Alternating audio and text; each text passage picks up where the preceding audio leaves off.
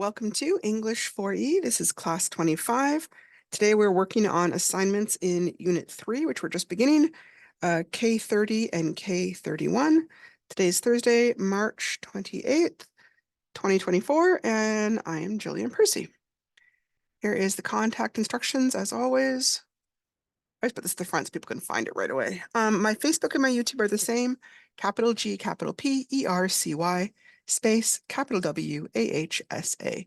If you are looking to contact me, you can use Facebook or you can use email, jillian.percy@nnecschools.org. You can also find previous recordings on YouTube. If you want to talk to me at the studio while I'm teaching about the assignments I'm teaching that day, 1-800-465-7144. You can also reach me at the office, 1-800-667-3703. My extension is 2211. Send assignments to studentwork@nnec.on.ca. Always include the name, your name, the course name, the assignment number, and the name. If there is a rough and a good copy, please label them and send them both at the same time.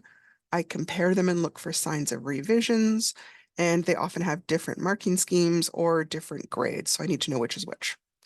All right, today we are looking at different types of business letters, understanding the difference between block format letter and a modified block format, looking at different types of emails, understanding what are the criteria for good business writing, and understand appropriate email writing techniques.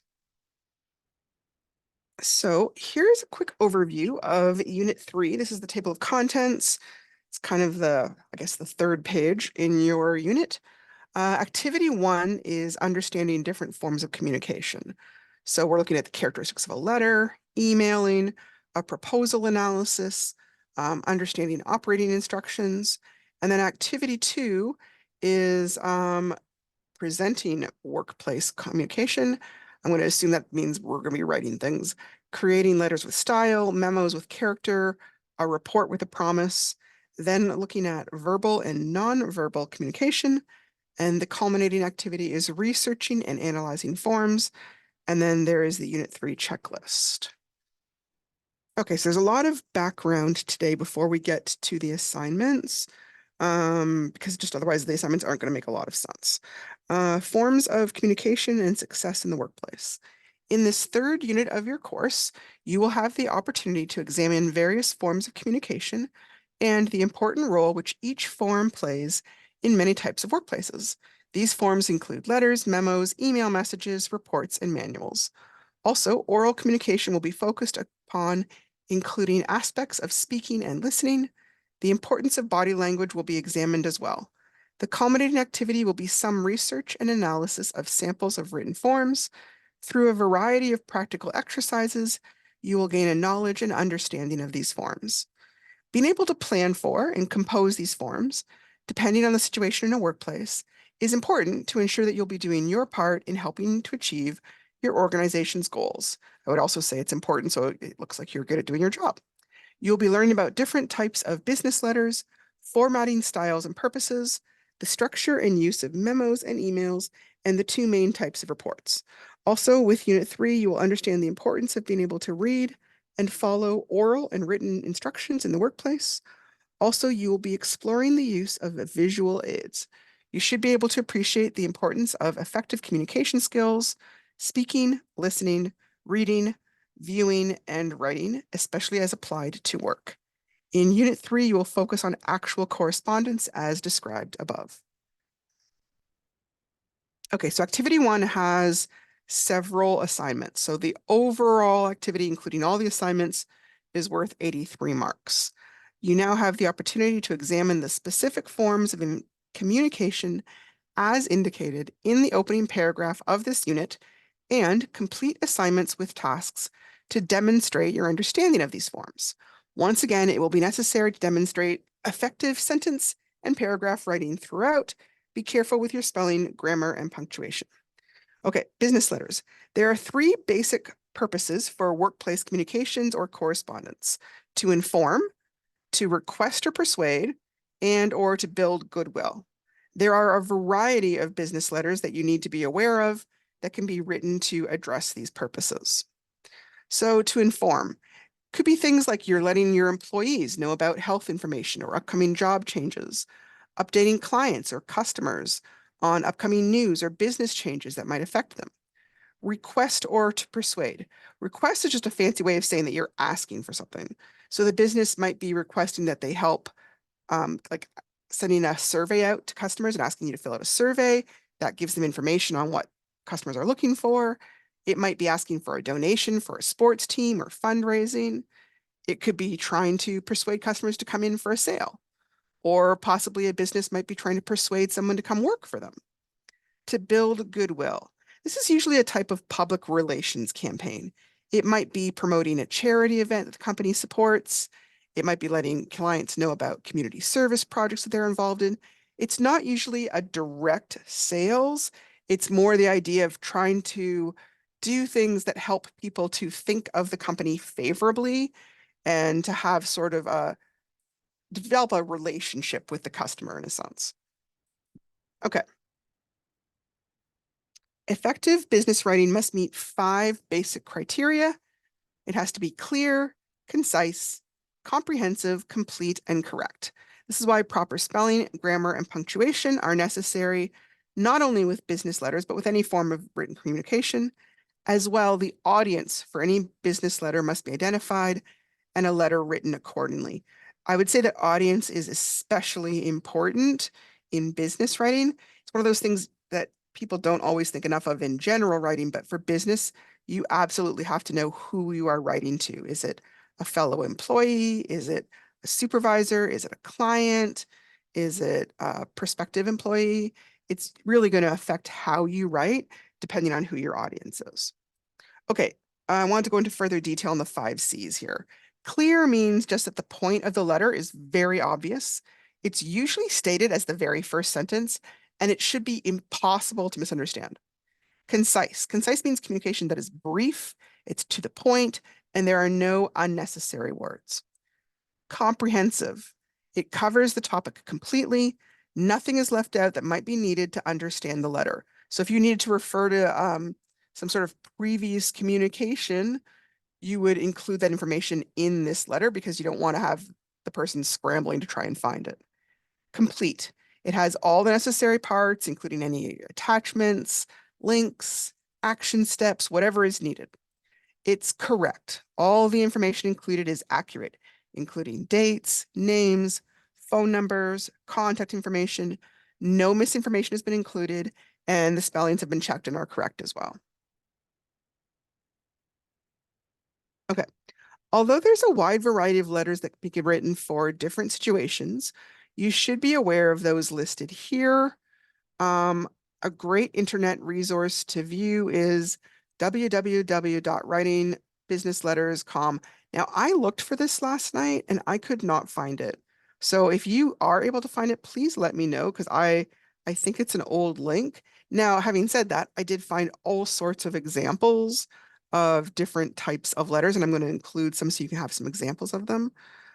So letter of apology in response to a customer service error, a letter of application, basically a cover letter, which we've already covered, I think, for an advertised job, a follow-up letter, that's for after an interview, letter of acceptance to accept a job offer, letter of complaint to a company about a product or about poor service, letter of resignation, like when you're quitting and you move to another job, a thank you letter for typical business or personal situations, a letter of request to request information or ask for a favor, and a collection letter to ask a customer to pay for goods and or services received. As you can see, especially with a look at the websites above, there's a letter to suit everyone's needs. There are 2 main formats for business letters, block format and modified block format. Block format's the most common one, and I'll show you an example in the next page here. All information is in line with the left-hand margin of the page. It's important not only to be aware of various letters, but that you understand typical letter formatting, so you'll be able to produce letters of your own. One of the reasons we follow this kind of formatting is when we follow the same format that other people do, then the person who receives it, they kind of already know where to find the information. If you do it in a completely different manner than everybody else, it can actually be confusing to people because they're trying to sort out where the information is that they're looking for. Okay, so here is block format. This is the most common type of business letter. It's really easy to set up. Basically, you just pick a margin over here and everything sets up here. You would have the date, you'd have who you're applying to, or like who you're sending it to. You've got your greeting, and then you have your different paragraphs. You leave a space between the paragraphs. Your closing is also lined up to that margin. Your signature is lined up to that margin. Here it says, this is an example of the full block format for letter writing. As you'll notice, everything is aligned to the left margin. It's a very simple format. Paragraphs are not indented, right? In novels, we indent, we don't necessarily for business. You can see the spacing of the letter as well. There are 4 lines between the date and the address, 2 spaces between the address and the salutation, and also between the salutation and the body of the letter. There are 2 spaces between each paragraph as well. Okay, I didn't know that. 2 spaces are between the body and the closing line. And then 4 spaces are between the closing line and the signature line. In each paragraph, the first sentence shares the main point. The rest of the paragraph expands on the main point. Attempt to keep each paragraph to only 3 or 4 sentences. It is best if the letter is short enough to fit onto one page. Sincerely, Tamaria Hurst, Women's Ministry Director. Okay, here is the modified block business letter. In this one, the your name is over on the right-hand margin. The current date is can be there or can be over here. And they've got the name of the file. So here they've got the date set at tab stop at 3.0. Then they've got who you're addressing it to, your greeting, a subject line, I like that. And then your paragraphs all lined up on the left-hand side. And then your closing and your name go back to that middle stop. Any reference initials or enclosures go back to the side. This is a little more complicated to set up, but for some reason, this is one that some people like to use instead. Let me think, is there anything else? It looks like it follows the same kind of spacing requirements as the previous one. The big thing is just the different places where things get lined up. Okay, so here's some sample letters. If you haven't necessarily read a lot of letters, which I know I really hadn't before this lesson, it kind of gives you some idea of how these are going to sound. Later on in this unit, we will be writing letters, so I kind of want you to have some examples in your mind so you know what they sound like. So up top would be the customer's name, address, state, zip code, postal code, that kind of thing. Dear customer name, on behalf of XYZ Company, I am reaching out to apologize for the fact that your full order was not ready for pickup when you visited our location last week. I am aware that you called ahead to verify if your purchase was ready for pickup, and so can certainly understand the frustration of driving to the location only to find that a portion of your order was not yet available. I am so sorry for the inconvenience you experienced as a result of making a trip to our facility for an incomplete order. Our goal is to provide excellent service, and we will strive to ensure that you receive the rest of your order without further inconvenience. Once the back-ordered part of your order is received at the warehouse, we will deliver it to you so that you don't have to make a second trip to our site. Once we receive your merchandise, a representative will contact you by phone or email to arrange a delivery time that is convenient for you. Again, I sincerely apologize for the inconvenience. We appreciate and value your business. Thank you very much for letting us know about the situation. While we regret that the situation occurred, we are more than happy to have an opportunity to make sure that you receive the rest of your order without the further inconvenience of having to make a second trip to our facility. Please let me know if I can be of further assistance. My phone number is 111-111-11111, and my email address is somebody@emailaddress.com.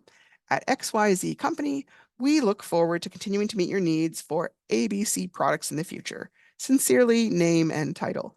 I have to admit, I have never received a letter of apology. Maybe this is common with people who make really big orders, who are huge customers. I love the idea, but this is apparently a sample of a letter of apology. A letter of complaint. Again, you can see they've used the block format. Here is the recipient name, their job title, the company name, address, city, postal code. Dear recipient name, this letter is to complain about service I recently received from a blank customer service representative named, and you'd give the name.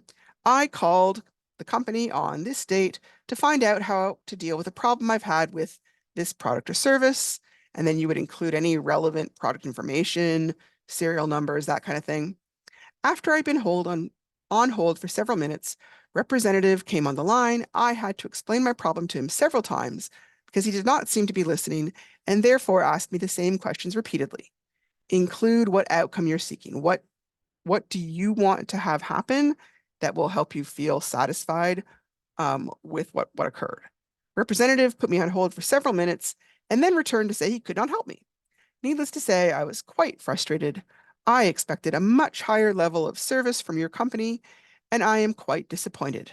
Because I do not want to spend any more time on this problem, I am returning or canceling whatever the product or service was immediately and expect a full refund. Sincerely, blah, blah, blah, your name. Okay, that I can imagine and is very typical. Although complaining about a representative service, I don't know what you necessarily would want to have happen in that case. Complaining about a product that is broken, I can see, and then you would be asking for, can I get this product repaired or replaced free of charge? Letter of resignation. This is if you're quitting.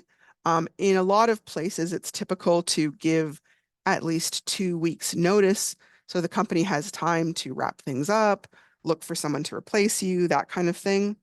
So this is a typical official letter of resignation.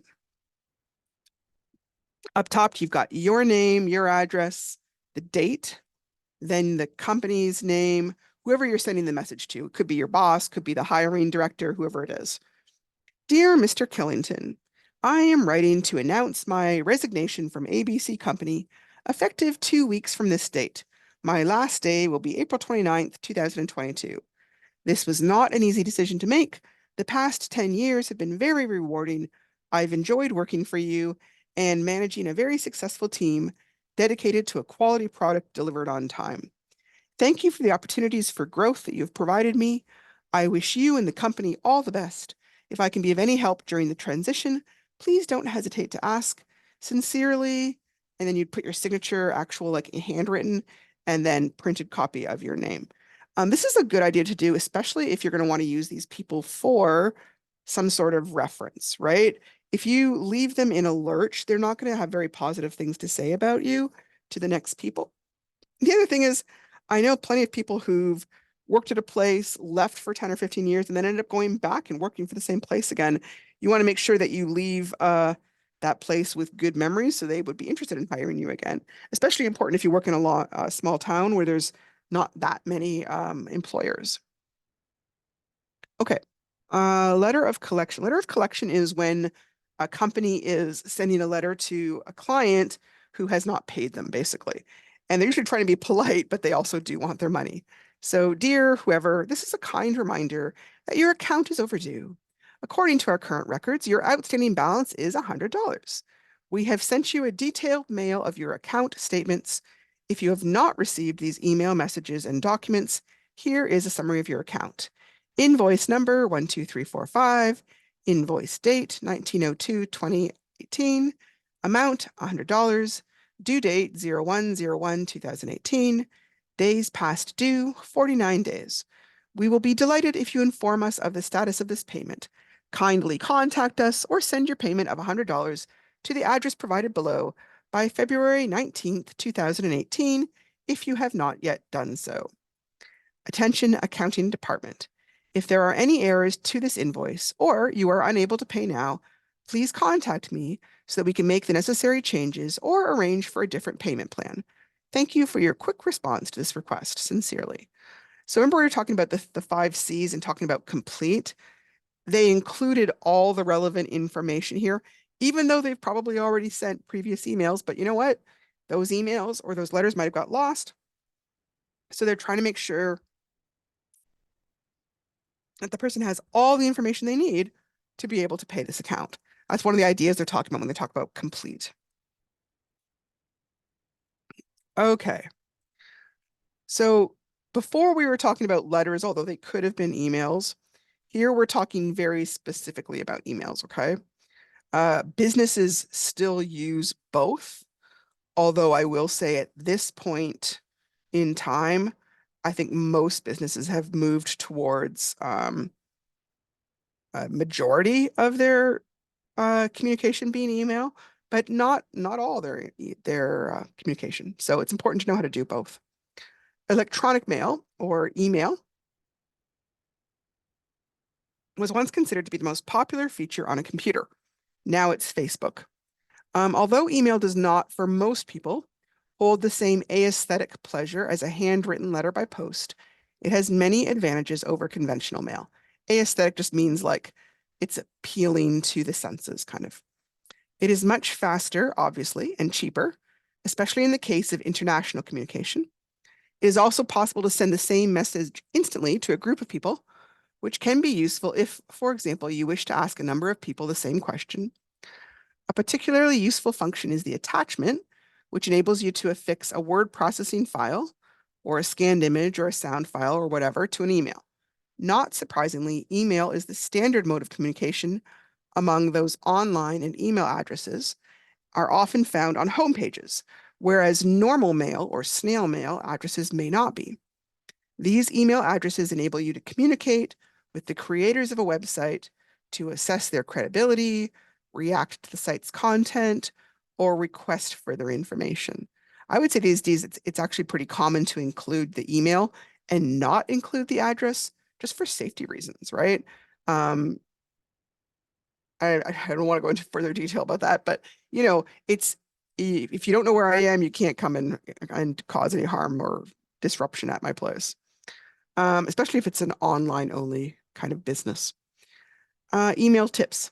The following information will be some suggestions to keep in mind when you are planning to write email messages. Use email for short, simple communications. If your reader has to scroll down the screen, your message is too long. That's assuming they're on a computer, not a phone. On a phone, you have so little space, they may have to scroll down no matter what. Be concise and come to the point right away. Reading on screen is hard on the eyes. Number two, think before you send a message. Once it leaves your computer, intentionally or not, it has gone. Don't write an email message while you're upset. Calm down before you begin writing. Don't write anything that you would not want someone else to read. In other words, you don't want to pour your heart out or do a bunch of sexting because they can send that on to anybody they feel like, right? Once it's out there, you have no control over it. Emails are about as private as a postcard, so treat them as such. Remember also, erasing a message doesn't actually mean it's gone. Emails might sit on a company server for years. And also, even if the person who receives it deletes it, if they send it on to someone else, there's no guarantee they've deleted it. Number three, use correct language, spelling, grammar, and punctuation. I know these days with Facebook messaging, we've all kind of gotten in the habit of using a lot of slang and short form and incomplete sentences. Because email is considered a little more permanent, you want to make sure that you use proper grammar in and spelling, all that kind of stuff in emails. To avoid spelling and punctuation errors, consider writing your message in a word processing program and then transferring it into your email program. Word processing programs have more efficient editing functions. They also have better spell checks, and you'll have the opportunity to write and send some email messages during this course. Actually, in these two assignments, there's some email message assignments. Okay. So we're going to go through some sample emails. There's always going to be to whatever the email address is, from your address, and almost always you'd put a subject line here. The subject line is 20% off just for you.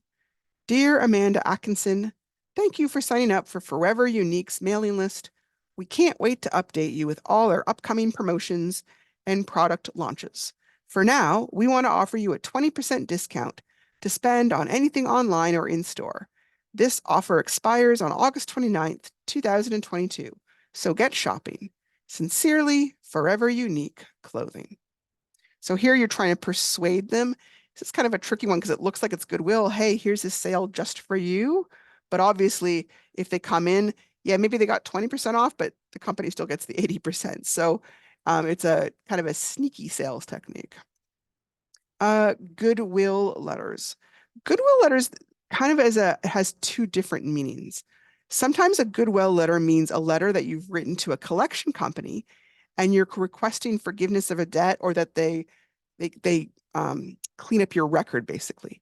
But it can also be any email from a business that's designed to foster goodwill or good feeling towards the company without necessarily trying to sell anything. Oh, wait, hang on. Where did that stuff go? Okay. Sorry, I'm gonna move this down just to kind of get where I want to. Okay, so here is an example of the one where the company's trying to build goodwill, right? Here we've got like a birthday message. The team and I wish you a very happy birthday. Obviously, this isn't the kind of thing you're going to get when you're shopping at a retail store, but if you are working closely with clients and each client is providing a lot of business to your account, then you might be getting this kind of personalized service. Um, Also, here's an example of like a community service project. If a certain company is involved in that community service project, they might announce it to their customers or their clients and kind of show, hey, we also care about the community. Here are the ways our business is contributing to the community. These are things where they're not necessarily trying to sell anything in specific. They're just trying to show you, hey, we're good guys, and try and build that relationship so that when you think of this company, you have kind of good feelings and good thoughts about them. Uh, the other type of goodwill is where they're asking for forgiveness. So here, to redline debt collections from Susan Brownville, subject late payment. Thank you for taking the time to read this letter. I recently noticed that my credit report contains a late payment reported on this date for my whatever account. I'm fully aware I had financial obligations to you. Unfortunately, due to, tell them the reason you missed the payment, I made a mistake in falling behind. If not for this, I would have an excellent payment record. Since then, explain why things have improved or you fixed the situation. As a result, I have continued to make payments on time. I'm now planning to apply for some sort of mortgage, auto loan, something where you're asking for a large amount of money, where this kind of mark against you is going to affect your ability to get the loan. The missed payment on my record could hurt my ability to qualify for the best rates. I take pride in my ability to pay back my debts, and this one black mark does not reflect my credit worthiness. It would help me immensely if you could make a goodwill adjustment to remove the late payment from my record, as it does not reflect my current ability to pay. I'm hoping you're willing to give me a second chance at a positive credit rating, given my financial status and renewed good standing with my account. Thank you for your time and any consideration you gave to my situation. Obviously, this is only going to work if you normally are pretty good at paying stuff and have just missed like one payment. It's not going to be so effective if you have a habit of not paying them on time. Okay, going back here. Another type of email is where somebody is requesting somebody. They're not trying to sell, they're not trying to persuade you necessarily, but they have something that they need in order to go forward. So this one, the subject request is River Build Project Update.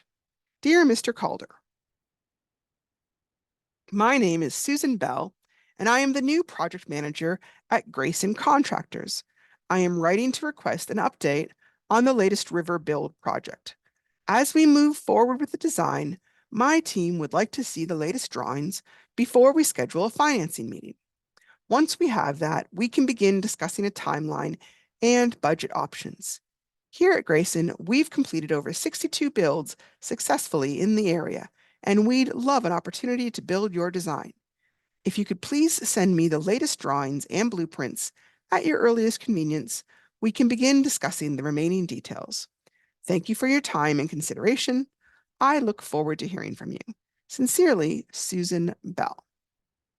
Okay, we did all that. Okay, so here we're getting down to the actual assignment. This is assignment 30. Here is a sample letter, and then there's going to be some questions that follow about this letter. Okay, it says here the sample letter provided is to be read and analyzed. You will then Complete several tasks that will include writing and sending an email message. So it says general delivery, Sachigo Lake, Ontario, POV2PO, June 15th, 2022. Mr. George Fair, Sport Check, 320 Superior Avenue, Thunder Bay, Ontario, P7A5N3. Dear Mr. Fair, I am returning the hockey sweater you sent me on June 1st for an exchange or refund. Not only does it have the wrong team logo, but as you can see, it fell apart after only one wearing. On May 8th, I ordered an Ottawa Senators hockey sweater for my son through your winter and spring catalog. Item number 40206732YA, page 247. The sweater that arrived 2 weeks later was a Toronto Maple Leaf sweater. Although my son was very disappointed, I was willing to overlook the mistake and keep the sweater. Unfortunately, my son wore the jersey once outside to show his friends, and the next day the material had come apart almost completely. We have never had any problems with the sweaters we have purchased from your company in the past, so I am sure this is an isolated case. Please replace the sweater that I am sending in this package.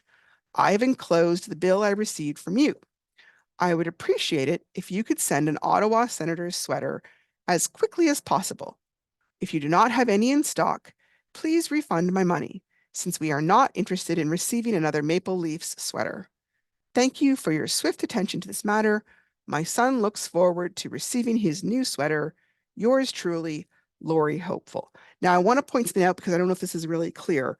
In olden days, like when I was a kid, a lot of times when you ordered from a big physical catalog, a giant book that you flipped through, you wrote down the number of the item you wanted, and you sent that letter off to the company, and the company would send you back what you had ordered.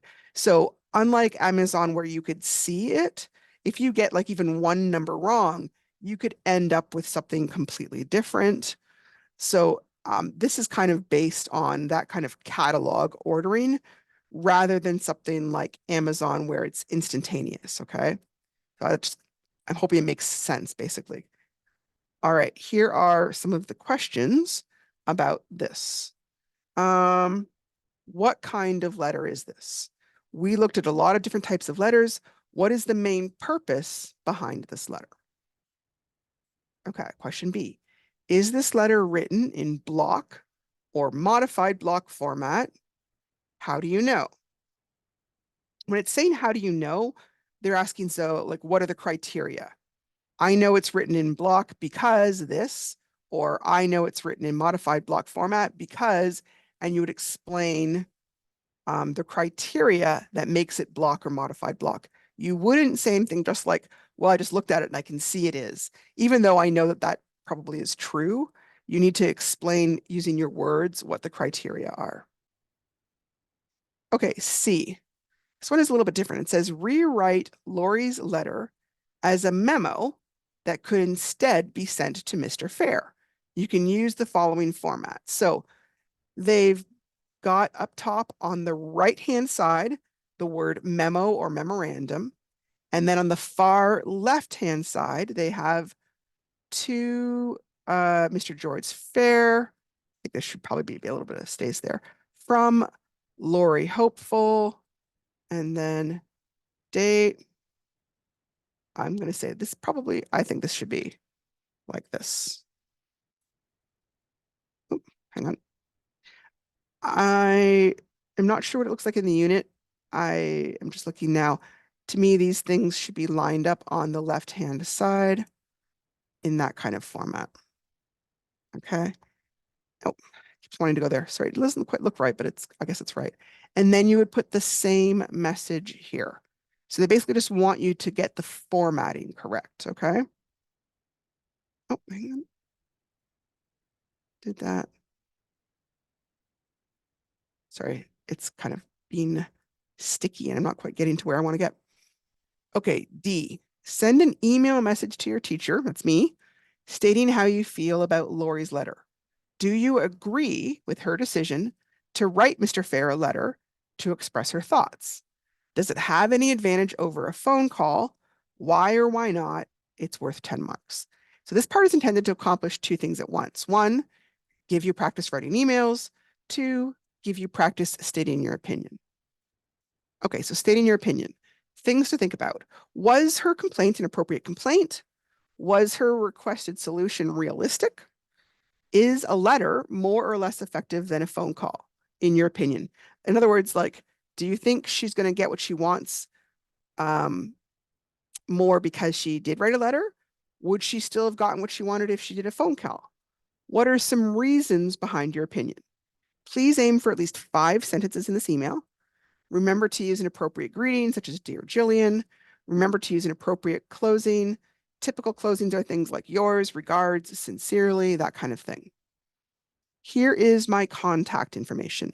When you do this email, please send it to both addresses at once, jillian.percy@nnc.on.ca and studentwork@nnec.on.ca.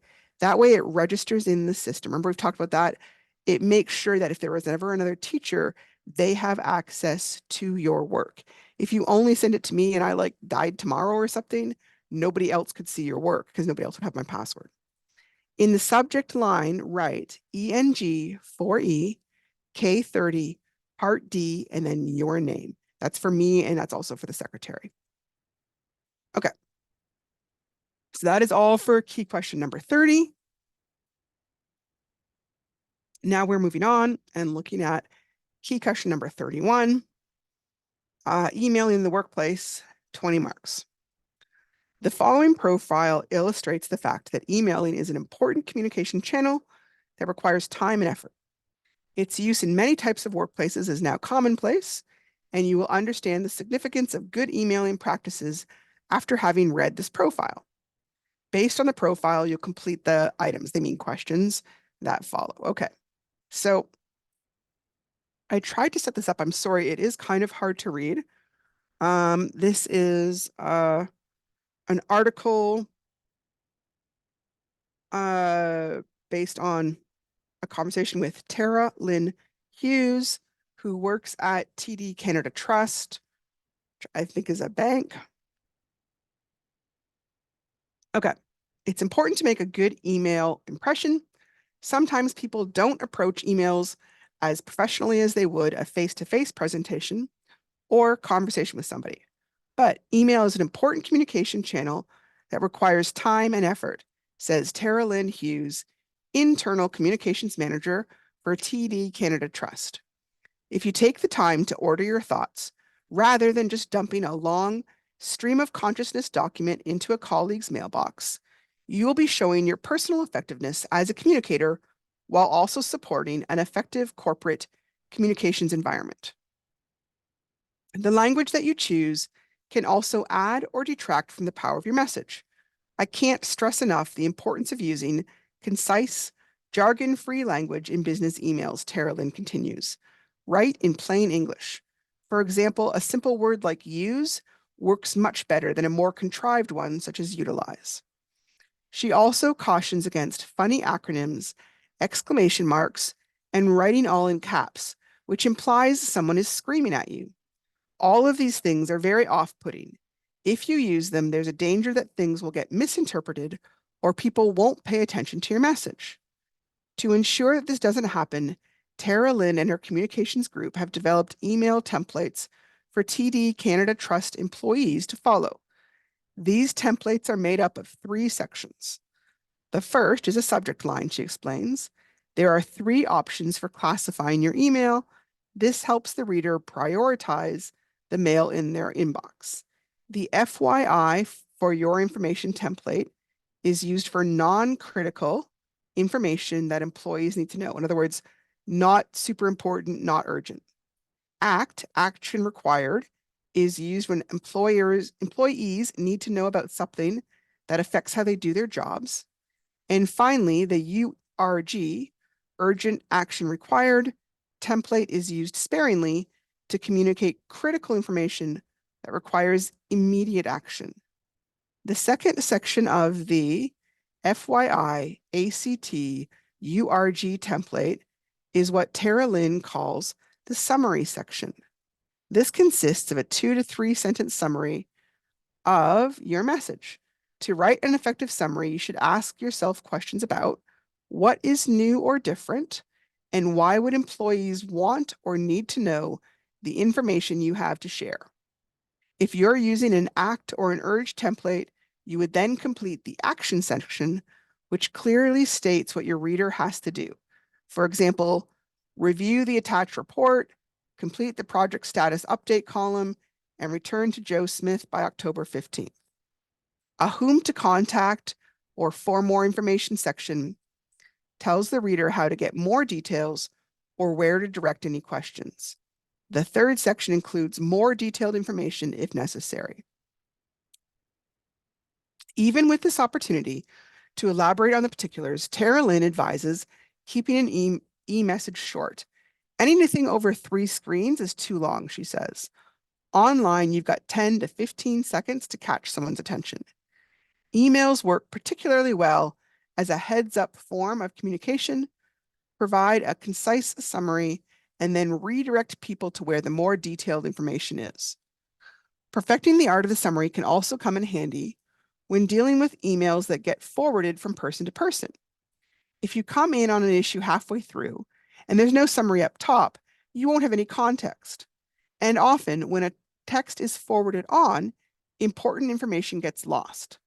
Summarizing the conversation before sending the email off again is not only a courtesy, but a must. Sometimes sending an email is inappropriate. The more complex an issue and the more sensitivities that surround it, says Tara Lynn, the better it is to just pick up the phone or go directly to the source. Email, on the other hand, can be a timely solution for circulating documents, as well as for quickly reaching large group of employees, something Tara Lynn often has to do. But, she warns, if the messages you send out to such large audiences are not crisp, concise, and well-organized, you risk being inundated by questions in response to your email communication. Put yourself in the reader's shoes before you send the communication. And always, always keep those emails precise and to the point. Okay.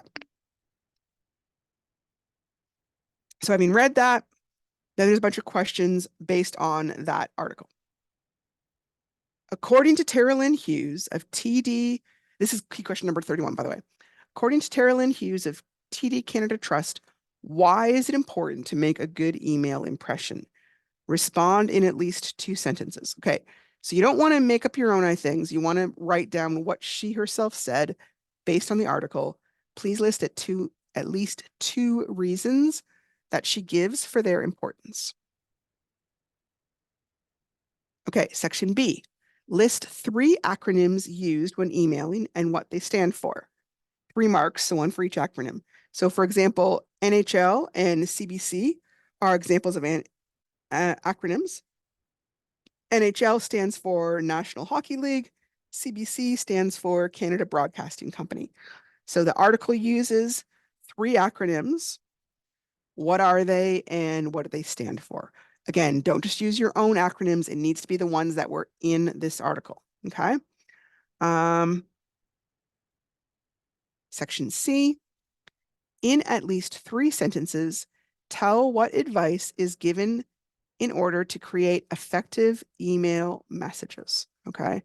So if you're doing 3 sentences, you're going to want to have at least 3 points, okay? D, send an email message to your teacher briefly describing the job you have now or that you're hoping to have in the near future. Is emailing something that you are doing presently at work or that you might be doing in a possible upcoming job? Your email message will be a short paragraph consisting of at least 5 sentences. This is worth 10 marks. And once again, my contact information, send it to both these addresses at once, jillian.percy@nnec.on.ca, studentwork@nnec.on.ca. That way I get it and the secretary gets it. In the subject line, write ENG 4E. Oh, wait, this is K31, Part D, It is part D again, isn't it? And your name. Yeah. Okay. So for both of these assignments, part D is sending an actual email. So you're going to need to actually do that. Okay. For this, if you are not working, that's fine. Don't just tell me I'm not working. Tell me a dream job, like, oh, I wish I was going to be doing this and this, and then think about whether you would be emailing. So for example, in my job, I'm sitting in an office, I'm in front of a computer, I am emailing constantly. However, if you would be working something like construction or welding or cashier, you might be doing very little emailing. Okay. Um, because you need at least 5 sentences, you're going to need to describe your job with a fair bit of detail. So even if you know, okay, well, I'm a plumber, obviously she knows what a plumber does. Okay, that's fine. I do. But the point is to give you practice writing. So you would still be like, well, as a plumber, I, answer these phone calls and do this. My rates are this. I interact with customers in this way. I advertise my business, blah, blah, blah. So even if you feel that I already should know this, I probably do. The point is really to get you practice writing. The other thing, and we've talked about this multiple times, there is a difference between doing a short sentence like this, right? So simple sentence. I am a plumber. Yes, it's a basic sentence. It's valid, but it does not give me a whole lot of information, right? However, something more complex, like I currently work as a plumber and have done this work for the last 10 years. You've given me so much more information. I'm going to make this into a compound sentence by adding the word I. I've done this work for the last 10 years. They're both sentences, but this second one that gives me more information is going to get more marks because you're you're doing so much more. Okay.